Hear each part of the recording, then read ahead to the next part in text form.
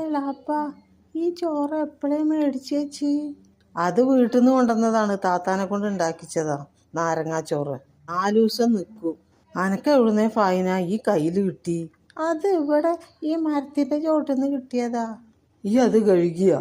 ഞാനത് ആദ്യം ഊതി പിന്നെ കൈ കൊണ്ട് തുടച്ചും ചെയ്തേക്കണ്.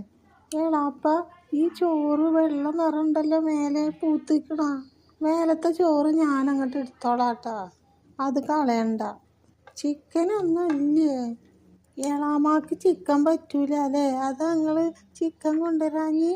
സോറി എളാമ, ഞാൻ മറന്ന് പിന്നെയും പറഞ്ഞതാട്ടാ.